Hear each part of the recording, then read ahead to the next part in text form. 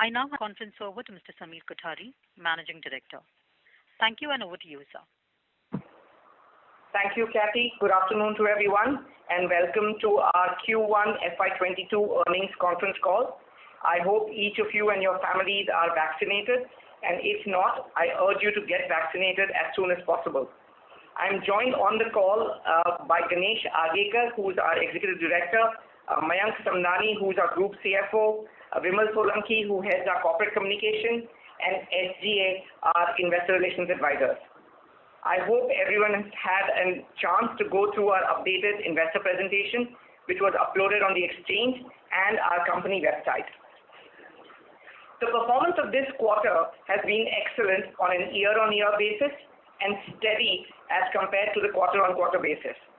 In terms of various operational highlights, I frankly have nothing new to report.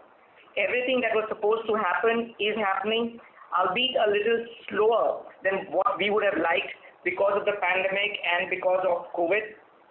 However, factories are ramping up both in Silvassa and Hyderabad. New projects announced earlier are in construction in North India as well as Hyderabad. We are on track with our guidance, and Mayank will take you through the numbers shortly. I, however, want to take a couple of minutes just to lay out the broad roadmap of the company. I know that in the last couple of investor calls, a couple of quarterly calls, we've been very cagey about what's going to happen next about the company after getting to 2,000 crores. This caginess was not because we did not have a plan or because we did not have a target, but it was more because we were being circumspect because of COVID and because of the pandemic. It was still, and unfortunately it still continues to be, an unknown variable. We don't know what's going to happen with the third wave, etc. And we didn't want to end up saying something and then find out that our targets were completely upended by the pandemic. So I'm a little bit more confident now, and that's the reason we gave out a guidance. We are very convinced that contract manufacturing as a subcategory of the FMCG universe is very relevant and is becoming more and more relevant. The last year and the pandemic has served as a catalyst, and it has precipitated a lot of changes in the consumer behavior, which has led to the brands relooking at their manufacturing strategies. A lot of the new D2C brands have sprung up in the last 1 year. Online sales for most of the incumbent brands have increased substantially, in some cases going up to double digits now. So based on that, we believe that the next couple of years should be exciting in terms of growth for the contract manufacturing industry. We are very excited about the future and are working hard on a pipeline which will take us to our goal of doubling our turnover from 2,000 crores to 4,000 crores in the next 3 years. This growth will come via greenfield as well as brownfield expansion and also through acquisitions. I can't give any more specific details, but I can confirm that the entire management at SFL is working hard, and the results should start showing up within the next 6 months. In addition to FMCG, we are also evaluating adjacent sectors like health and wellness, which has seen a tremendous amount of growth in the last 1 year due to the awareness of the COVID and the pandemic. I'll be happy to take questions on this, but in the meantime, I will hand over the call to Mayank, our Group CFO, who will take you through the financial results for the quarter ended June 30th. Thank you, Samir, and good afternoon, everybody. We are happy to share that our growth momentum in the business has sustained, and this is seen in our numbers also. Our total revenue for the quarter has doubled as compared to last year quarter one, which stood at around 457 crores. The good thing is that the company operated all its plan during the quarter despite of second wave of COVID. Moreover, our recently commissioned facilities at Silvassa and Hyderabad have been ramping up well and started contributing to our revenues this quarter. Our EBITDA for the quarter has seen a growth of 70% year-on-year. We stood at 26.84 crores. The PAT is up by nearly 3 times at 11 crores. Our net worth as on June stood at 236 crores. happy to inform that ATC Beverages has signed an LOI with a large FMCG company to start manufacturing their beverages on a dedicated basis. Despite delays due to intermittent lockdowns, the project work of soaps and bar plant in Hyderabad and the F&B plant in North India is progressing as per schedule. Project work of Hyderabad plant and as well as the new plant in North India is expected to completed by Q4 FY22, and the commercial production is also expected to commence by Q4 FY22. Our second facility in Silvassa, which was set up to manufacture surface cleaning liquid on the back of the toilet cleaning facility, has commenced commercial production in May 2021. We expect to ramp up to its rated capacity by Q2 FY22. Some information about our merger. The shareholder in their tribunal convened meeting held on 30th June 2021, pursuant to the order of the Honorable NCLT Mumbai bench, approved the composite scheme of the arrangement and amalgamation of beverage plant of Mysuru and malt beverage plant in Coimbatore. The final order from the NCLT Mumbai bench is awaited. With the continuous focus on exploring the organic and inorganic opportunities, we are confident of achieving our medium-term and the long-term revenue target. Moreover, with the increase of our revenue and the profitability in the coming years, we remain focused on strengthening our balance sheet and cash flow, which would facilitate us on the further growth. In regards to our guidance of doubling our turnover in next 3-4 years, we are confident that we can fund it from our internal accruals and the new debt to be taken in that. And if needed, we can always raise equity as and when required. With this, I will like to open the floor for the questions. Thank you. Thank you very much, sir. Ladies and gentlemen, we will now begin the question and answer session. Anyone who wishes to ask a question may press star and 1 on the touchtone telephone. If you wish to remove yourself from the question queue, you may press star and 2. Participants are requested to use handsets while asking a question. Ladies and gentlemen, we will wait for a moment while the question queue assembles. Thank you.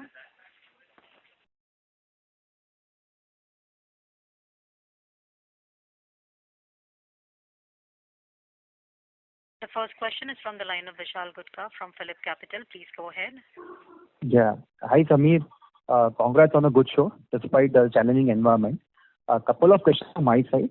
Recently, you hired a senior resource to look after health and wellness segment. If you can just throw more light, what segment you are targeting, benefit-based, OTC segment or the Ayurvedic segment, where the raw material could be a challenge. So if you can just throw more light, what are you trying to do in that segment?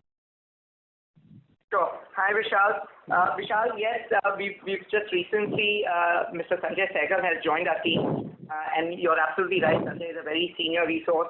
He has tremendous experience, having worked with Unilever as well as Sandoz. He was the managing director for Sandoz for quite a few years.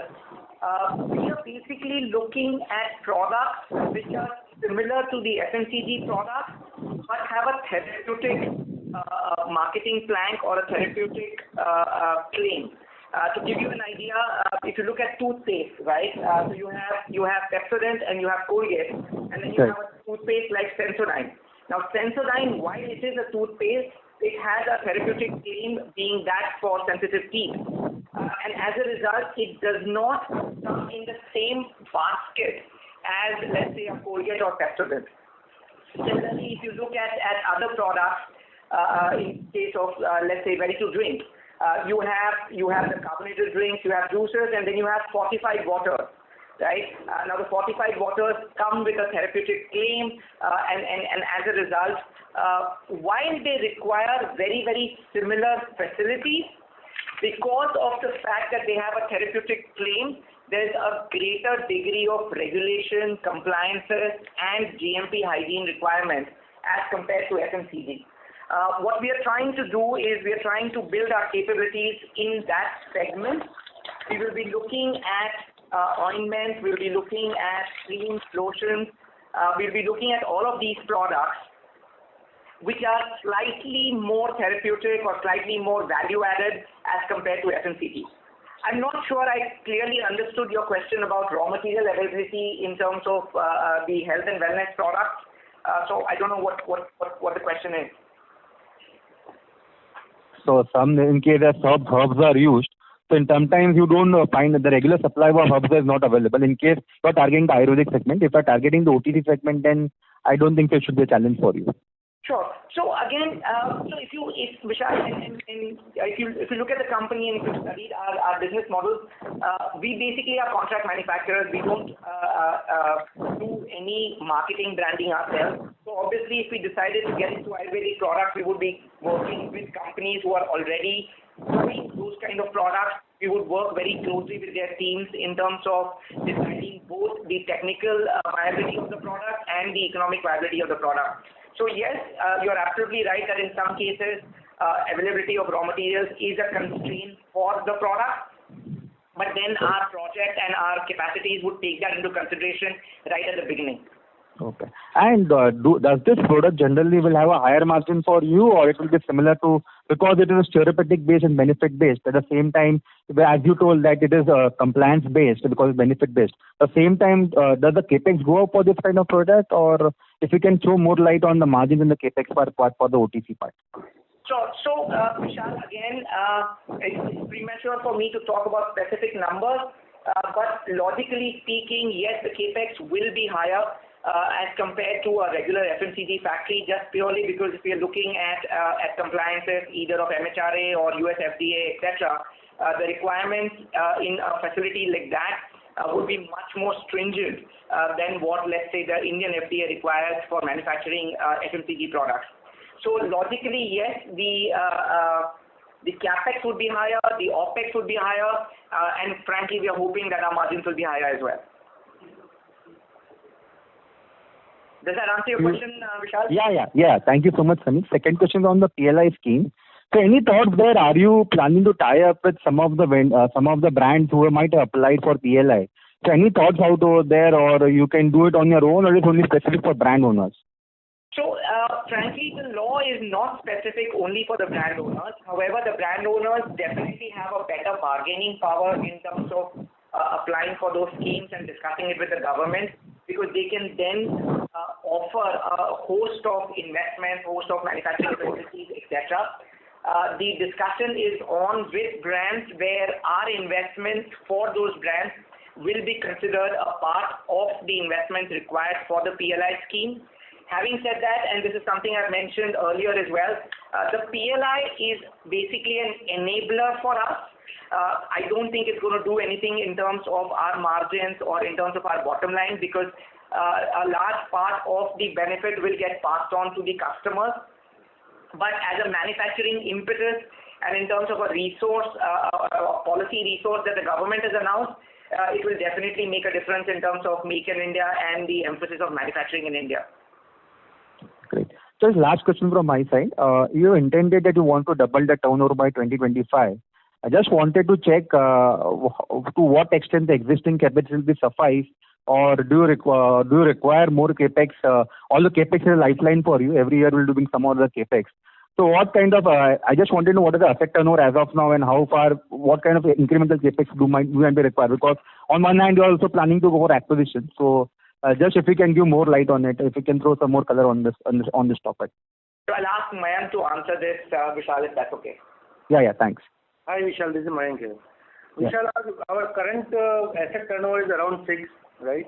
And with the new which we have already announced, we will be at around 5 of the fixed asset turnover ratio, which will get us to around 2,500 with all the new plants coming up and the ramping up of the plants. So we are quite confident that we will get to the doubling of our turnover, but this will require additional capex surely, which, as I told earlier, that we will fund it through the internal accruals, and the debt will to be taken.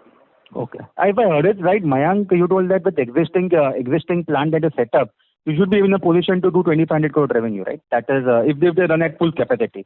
Yes, right. Okay, great. Thank you so much, Samir and team, and all the best to you. Pleasure. Thank you. Sorry. Yeah. Reminder to all the We have participants. affordable ask a question, If you you may can just say press to, star if you and can one. tell him to speak a little away from the mic, because sometimes you hear the breathing. Yeah, just say that in a few words. Thank you. Reminder to all the participants to ask a question. You may please press star and one on your touchtone telephone. The next question is from the line of Faisal Hawa from HG Hawa and Company. Please go ahead. Yeah, Samir, so, on the management front, what kind of steps are we taking to now, handle a much more cross-country kind of a situation? And have we hired more, senior management people, and what kind of incentives that we are giving to them? Hi Faisal, we missed having your first question in this quarterly meeting. I mean, you've broken a tradition this time. We were hoping that you would be the first one to ask the question, but we shall beat you to it. So Faisal, you're absolutely right, and I have time and again said this, that I think the only constraint that we face is good people. I mean, in terms of demand, the demand for contract manufacturing is there. In terms of money and our capability, in terms of financial resources, that is there. What we require is a good team. This is a constant battle that we face. Recruitment keeps going on. Just to give you an idea, in the last one quarter, we've hired a senior gentleman to head our HR function. This gentleman has joined us from a pharma company. Sanjay, of course, we mentioned in our quarterly update. He's joined us to head this health and wellness foray of ours. In addition to that, we were waiting for another gentleman to join in as a corporate QA, who's again joining us from a pharma company. So yes, continuous team building. We've just recently rented new office premises as well. That's investing in capabilities is right now the biggest pain point for us. And how much revenue can we foresee, say, like 4 years hence from the health and wellness segment? Because only if it makes some dent on our already growing revenues, would it make sense to go into an entirely new vertical? Yeah, absolutely, Faisal. So I obviously can't tell you how much revenue we will get, but if you just look at the potential of the revenue as a percentage of total revenue. I don't want any actual figures. Yeah, so just bear with me for a second. So if you look at the potential of the health and wellness sector, the health and wellness sector is a very, very large sector and it's growing faster than the FMCG. So in the space of health and wellness products like everything which is connected to the pandemic, right? So everything is growing tremendously. In addition to that, most of the pharma companies are also trying to devote a lot of money and marketing muscles to the OTC products. We all have read about PharmEasy and what they are doing. So there's going to be some amount of changes, similar changes that we saw in FMCG happening in the pharma space as well in terms of distribution. So we think that it's very, very appropriate in terms of the potential of what we can do in the health and wellness sector. For us specifically, you're absolutely right that it has to be meaningful. Again, I mean, if you push me to it, I am hoping that in the next 3 to 4 years, at least 30 to 35% of our revenue should start coming from health and wellness. Okay, that's a very big figure.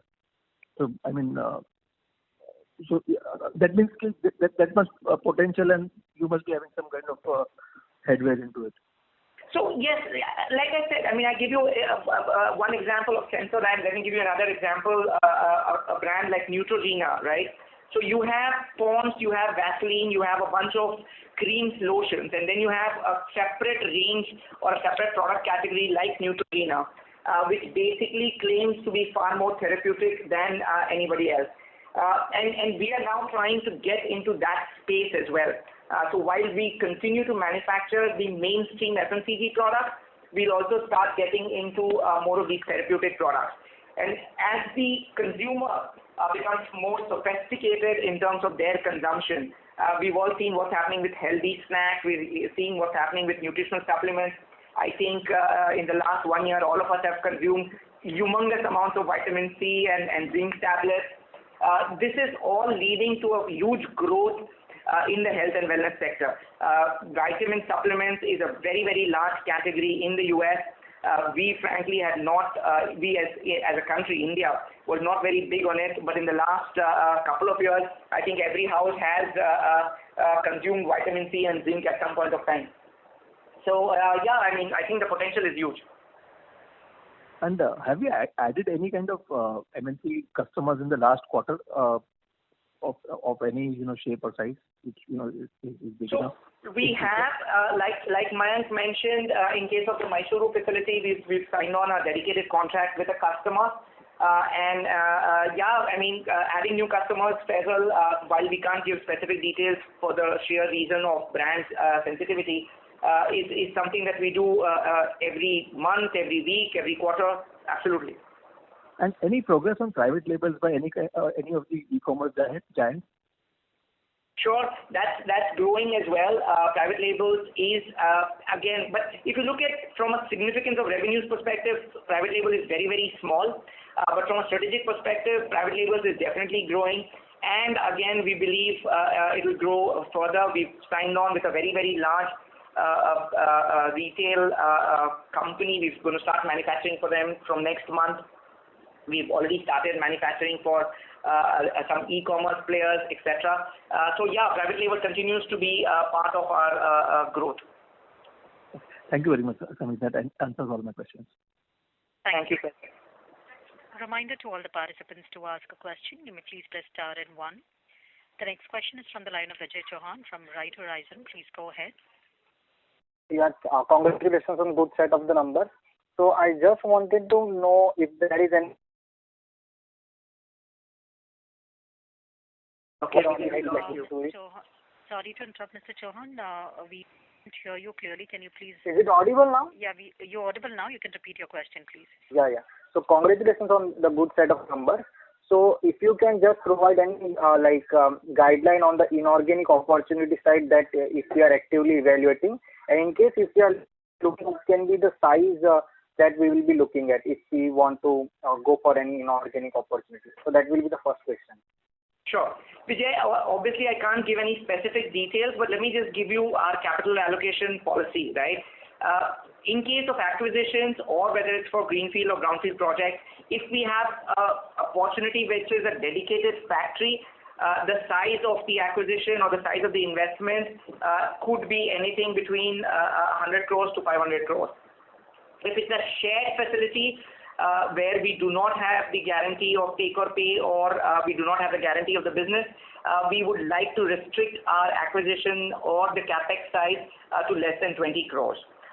So we continue to evaluate both these business models. So if I have to give you a range, it would be like a really stupid range, right from 20 crores to let's say 500 crores. But I think it would be better to break it down in terms of our business model. And understand that in the first business model, we are game to invest whatever money it takes. In the second one, we would like to restrict our risks to less than 20 crores. Yeah, thank you for the answer. And my second question would be like we have seen in the past couple of years, like we were able to meet this FY22 mark of 2,000 crores. So I would very much appreciate the work that our company has done. So, we have come up with the next plan for 2025 for in the next 3 years to double our turnover. But if we talk about the growing opportunities on the contract manufacturing side in FMCG in India, so how do we see in the 5 years or 10-year kind of period that how this industry can shape up and what kind of opportunity we can capitalize on this front? So, any broad idea or view that we are internally pursuing in long run? Thank you, Vijay. You were very kind and you didn't bring up the fact that we missed the 1,000 crore mark in 1920. We had made an announcement that we'll hit 1,000 in 1920. We didn't. We are well on track to meet the 2,000 and we are confident that we should be able to get to 4,000. But just to get on the macro aspect of it, right? So in terms of the market size, we believed, and this is just our estimate, right, that just FMCG contract manufacturing could be anywhere, the FMCG manufacturing could be anywhere between 20 to 25% of the FMCG market in India. Now, out of that, if you assume that 20 or 30% of it is going to get contract manufactured, that would be a size of between 50,000 to 100,000 crores. In addition to that, we are now looking at health and wellness, which I believe will in the next 5 to 10 years become as much as 25 to 30% of the FMCG market in the country. And when I say health and wellness, I'm being a little liberal about it because I'm including healthy snacks, I'm including nutritional supplements, I'm including therapeutic cosmetics, personal care products, etc. So I think the market size is very large. I don't think any of us at HFL are worried about the market size. We are just worried about how much share we can get out of that market size and how much we can execute. Yeah. Thank you. That provides quite insight on the long-term side. Thank you and good luck for the future. Thank you. Thank you. Reminder to all the participants to ask a question. You may please press star and 1. The next question is from the line of Devendra Pandey from DP Financial. Please go ahead. Thanks for the opportunity. So my first question is on the visibility of the revenue target which we had given of around 4,000 crores. So where are we on that? Devendra, we are working hard towards it. It's a target which we've just announced. 3 days ago. We've started recruiting the team. We have got some projects in the pipeline. We are pitching for a bunch of projects. Right now, it's a goal, it's a target, but we are definitely working towards it. So if you ask me specifically where are we are at a run rate of 2,500 by the end of this financial year. That's where we are. Okay, and are there any inorganic opportunities that we have come across, and are there any opportunities we are currently exploring? Yes, Devendra, that's something again which we do on a regular course of events. Without giving any specifics, I think Mayank ends up looking at least a couple of opportunities every fortnight. Some of them materialize, most of them don't. But yes, absolutely. Even now we are working on a couple of potential opportunities. Yes. Okay, and what would be the strategy behind this inorganic acquisition? So when I say strategy, what kind of parameters we generally look at in terms of strategy, products, return ratios, etc. And what could be our potential ticket size for the acquisition? So, Devendra, the answer remains the same. The acquisition has to fit into our existing business models, right? So we have 3 business models, and the acquisition has to fit into this business model.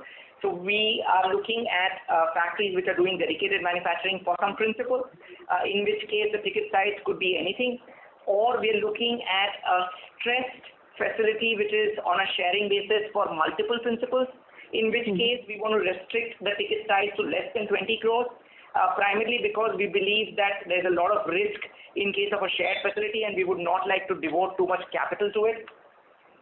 In terms of returns and what we expect, we look at acquisitions at the same way as we look at any new business, which is greenfield or brownfield. So we expect to make the same amount of money out of acquisitions. We do not believe that we will do acquisitions just for the sake of acquisitions. Got it, sir. And how are we planning to fund this acquisition? I'll let Mayank answer that. Hi, Devendra. So we have given the target for next 3 years. We believe that our internal accruals will be enough to get the equity for the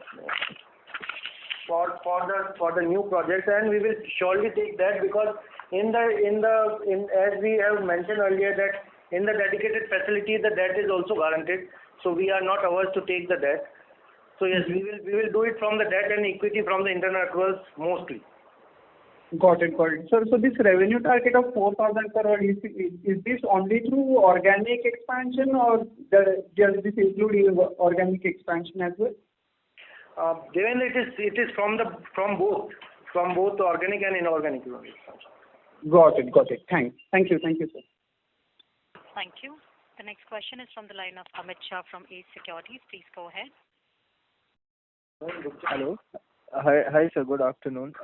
Sir, I have a couple of questions. So can you throw some lights on operational difficulties that you must have faced during second wave, and steps taken to overcome the same?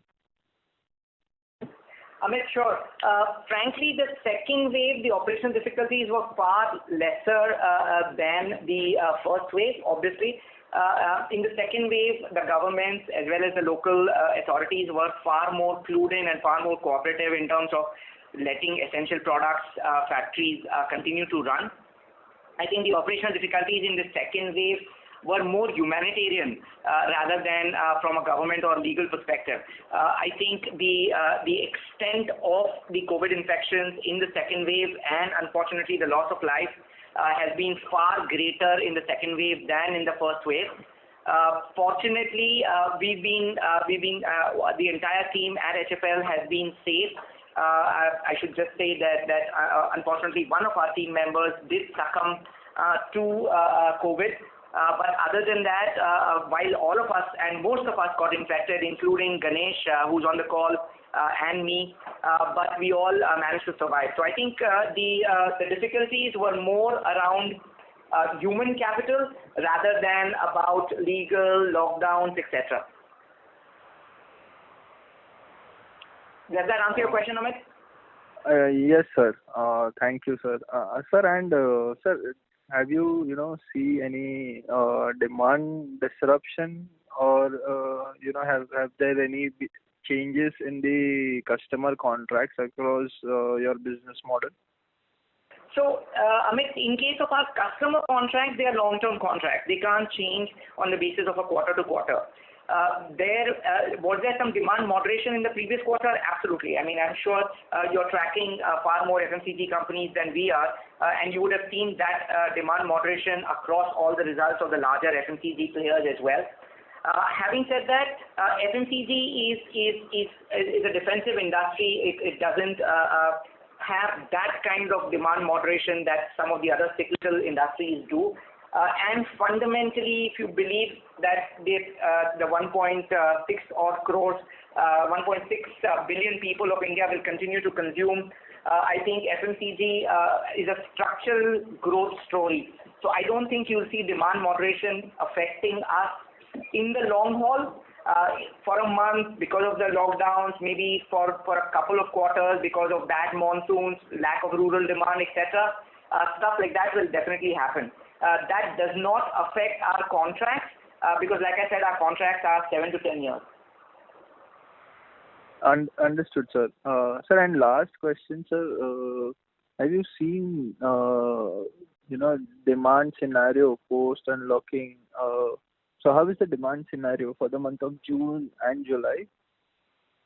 So, Mayank, you want to answer that?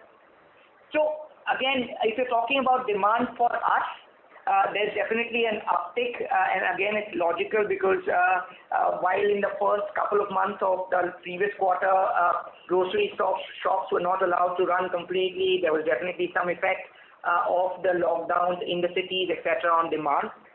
If you look at it structurally, I think rural demand is going to be the unknown variable. Depending on the rains and depending on what policies the government announces and the pace of vaccination, we will know what exactly is happening. I am not the expert in terms of forecasting demand for the FMCG market. Structurally, I continue to be very bullish on FMCG demand, but short-term movements because of bad monsoons, lack of rural demand because of less allocation to Manrega, etc., will happen. Okay, sir. So thank you. Thank you. Reminder to all the participants to ask a question. You may please press star and 1 on your touchtone telephone. The next question is from the line of Amit Agarwal from Burman Capital. Please go ahead. Yeah, thank you. Thank you, Samir and team. Such a good quarter. This first question is to Mayank regarding the EBITDA margin. So I think our EBITDA margins continue to be suppressed. So if you can help us, how should we visualize margins from here? And is there any inflation-related aspect in the margin? And second, if there is also cost related to the capex that is getting built in other expenses. So if you can just help us in terms of margin guidance. So, Amit, hi, Mayank here. So in the last call also and through our various communication, we have given the guidance that our EBITDA margins will be around between 5 to 6% of our turnover because most of our agreement are long term and based on the capital employed. So our EBITDA margin will come in between 5 to 6% here on also. And is there any aspect of inflation because of the increase in raw material? Because we would be working as a percentage of per kg or some unit like that. So though revenue has increased, your processing fee remains flat. So because of that, our margins are looking lower. So all of our contracts is a pass-through cost contract where the raw material, packing material is passed through out to our customers. So we are able to do it on month to month or maybe the next month or next quarter. But all our raw material prices change is being passed through to our customers.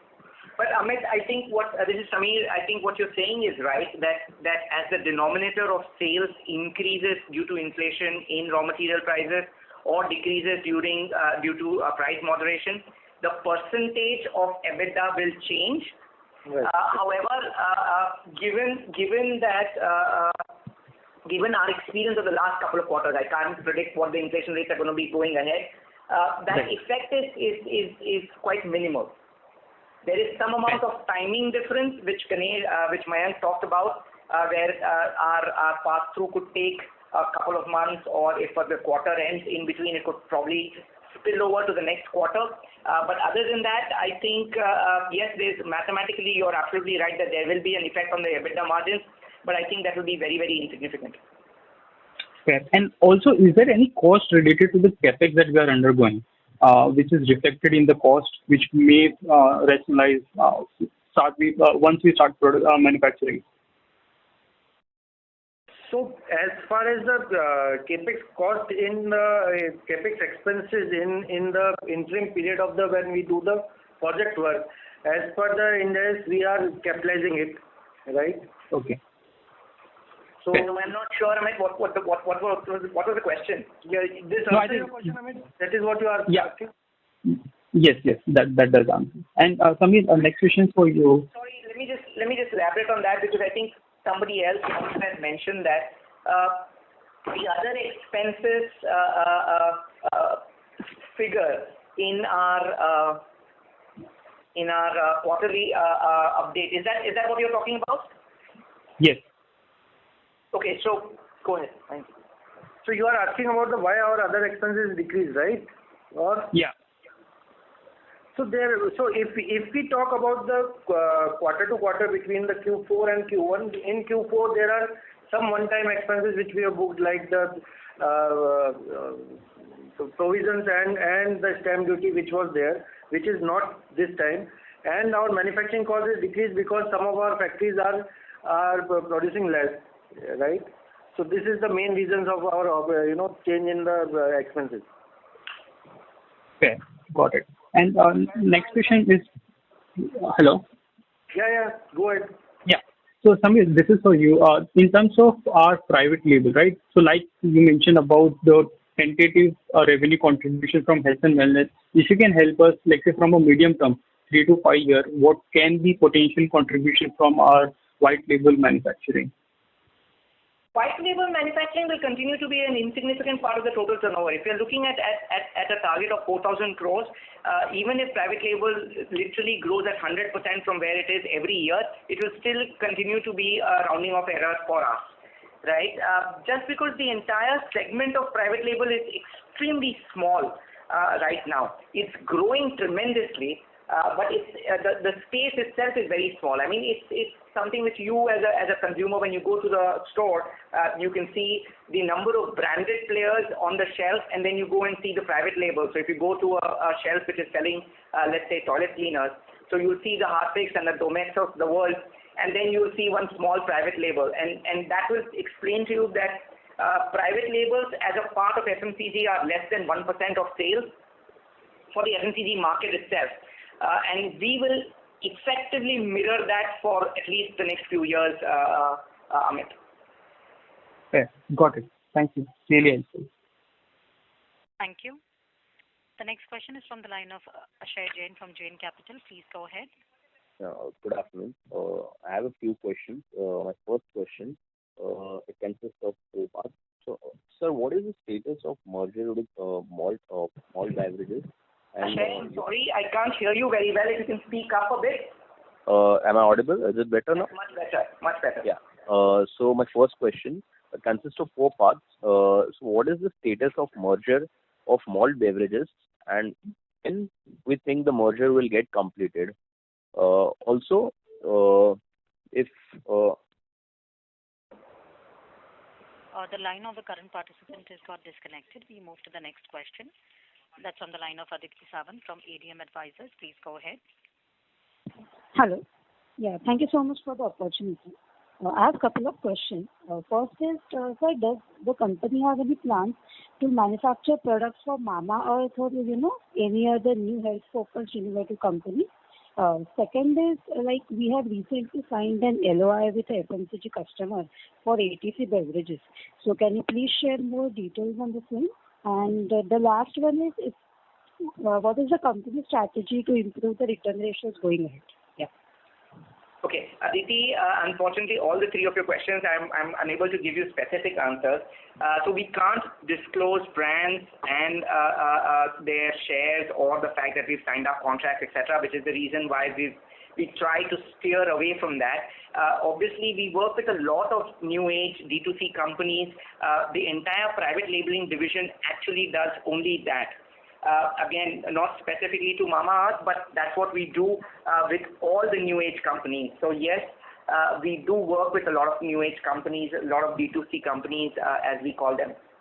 Now, the second part, in terms of your ATC beverages question, again, it's a large FMCG company. I'm not at a liberty to explain or discuss with you the specifics of the contract. All I can tell you is a dedicated contract. You know that ATC has been a millstone around our neck for the last 2 years. We've been making losses on it. We are hoping that with this contract and a good summer season coming up, it will finally start paying off the patience and the investment that we've made in that factory. And in terms of your third question about how do we expect to improve our returns ratios, Mayank? Hi, Aditi. Mayank here. So, Aditi, if you look that we have done some capex in last year, which the entire returns is yet to come. So our return ratios is suppressed by that part. So we expect anyways the return ratio to be better when these assets which we have invested, the utilization will come to what are the rated capacities, and will make money as what is required with what is the factory is made for. So right now it is little bit suppressed because of that part, because of the ramping up of the project which is going on. And I think, Aditi, one main point there is the fact that we raised money just before COVID. We've not been able to deploy that money completely, and which is why Mayank was very confidently saying that we won't require any new infusion for at least some part of our expansion. And we are confident that we should be able to get to a 2,500 crore run rate by the end of this financial year. And which is why those ratios will automatically improve, because obviously we are not diluting anymore, we are not raising any equity, so those ratios will automatically improve once we achieve that kind of run rate in terms of turnover. Okay, understood. That was helpful. Thank you so much. Thank you, Aditi. Thank you. Reminder to all the participants, to ask a question, you may please press star and 1. The next question is from the line of Priyanka Singh from Atidan Securities. Please go ahead. Yeah, good afternoon, team.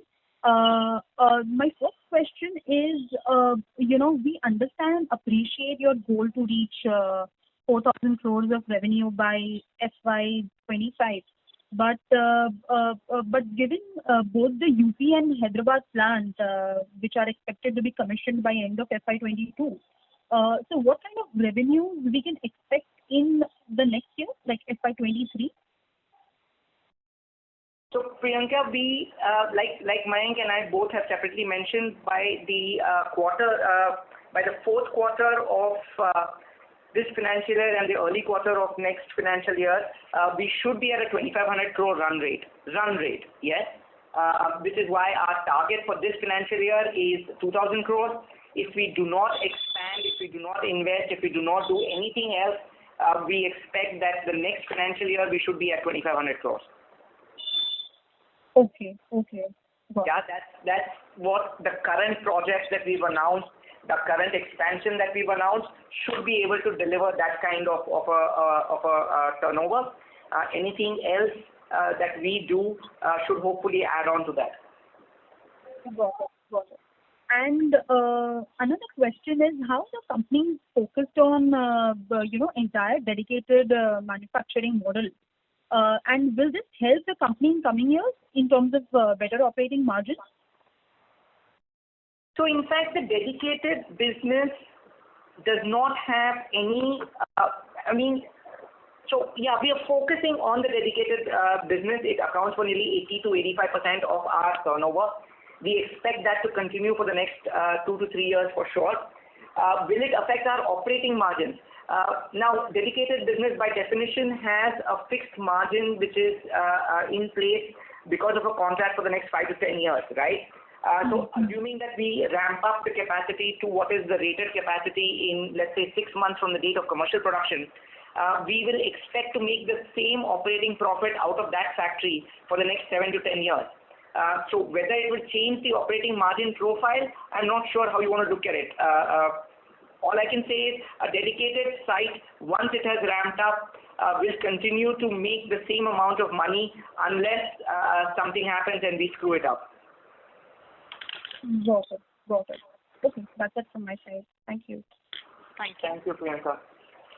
The next question is from the line of Ashish Jain, an individual investor. Please go ahead. Hello. Hi, Ashish. Yeah, am I audible now? Yes, Ashish, we can hear you. So earlier my line got disconnected. So I have few questions. My first question consists of 4 parts. So what is the status of merger of malt beverages, and by when we think the merger will get completed? Also, if you can let us know what will be the revenue addition from the merger and what kind of revenue contribution we can expect in our overall 2025 target. So Ashish, hi, this is Mayank here. So as I mentioned earlier that our the EGM for the passing of the merger is already been done, and we have filed the petition in NCLT. We expect in maybe 3 months that we will get through the merger, right? And if I cannot give you the entire figure because of it is not been done and it is in a privately held company. All I can say that this will be a significant. There will be significant addition to our EBITDA with this merger. Okay, got it. The second question is, you shared the details of assets still held in Vanity case. So how much revenue do we clock there? So when we have already given the target of 2,000 crore this year, right? So when we do 2,000 crore in HFL, out of HFL in other promoter company will do around 150, 175 crores of turnover. Okay, got it. Lastly, we have mentioned in the investor presentation that the assets in Vanity case will be completed in a couple of years. Have we begun the merger process for the remaining assets? So we have one merger process which is lengthy enough, which is not been done, and when we have the one merger in process, we cannot start another one. We will see after this merger is done. This merger already taken 1.5 years because of the obvious reason of COVID and the NCLT bench not working on the full capacity. So we have to think that how we do the next thing, because obviously this is a time consuming thing, a merger, So any expected timeline, sir? When will it start? So we've announced that we will definitely get this done in the next couple of years. Unfortunately, since as Mayank mentioned, the legal process is not something that is under our control. If this merger comes in by October, we will start the process for the rest of it immediately after that. All right. That's all from my side. Thank you so much. Thank you. Thank you. The next question is from the line of Harsh Sheth from HDFC Securities. Please go ahead. Yeah, good afternoon, team, and thanks for the opportunity. Just a couple of questions. Harsh, I'm sorry, can you speak up a bit? Hello, am I audible now? Yeah. Yeah, hi. Good afternoon. Thanks for the opportunity. Just couple of questions. So when we speak about the growth opportunities, do we plan to milk our existing clients, or are we planning to add more clients? I just wanted a bit more clarity on this client concentration part, because I believe, top 5 would be roughly around 70-80% of our business. So on that front. And secondly, would it make more sense to focus on fewer categories, for better economies of scale, and would that result into, having a better bargaining power with our clients vis-a-vis, getting into multiple categories? If you can throw some light there. Sure. Harsh, I'm glad none of my customers are online. They would hate to be listening to the words milk them for extra business. But having said that, so here's the deal, right? We, in a way, mirror the FMCG market, right? And the FMCG market, the top 5 guys or the top 4 guys, however you want to slice it or dice it, pretty much constitute 60 or 70% of the market. If you look at product-specific categories, if you look at toothpaste, for instance, Colgate and Pepsodent are pretty much the largest brands, and they control nearly 60% or 70% of the market. If you look at detergent powders, if you look at soaps, if you look at all of those categories. So as a result, our client profile will continue to reflect that of the FMCG market, which is the large guys will constitute a disproportionately large percentage of our business. That's the way the market is. So if you are dealing with an 800-pound gorilla in the market, obviously he'll carry far more heft than a private label which is just setting up, or a D2C brand which is just setting up. Having said that, in terms of our strategy, if I may call that, we are very agnostic as far as customers are concerned. We are absolutely happy to look at any kind of customers. We set up a separate division in case of private labeling to deal with smaller customers and smaller brands, because we believe that going ahead they will become larger and so on and so forth. But for the immediate future, Harsh, there's no running away from the fact that the larger customers and the larger players in the FMCG market will be the ones who will pay for our electricity bills. Now, your second question was, I forget actually. It was basically why should we not focus on fewer categories? Okay. Yeah. So in terms of our again strategy as far as that is concerned, so we've been customer agnostic, we've been product agnostic, we've been geography agnostic, right? We could very well decide that we want to work only in one location, or we want to work only in one state, but we've actually gone ahead out of our comfort zone and gone into various locations, including more recently in UP, right? Similarly, in terms of product categories, I think India is such an underserved market as far as manufacturing is concerned right now, that we believe that there are opportunities in all categories.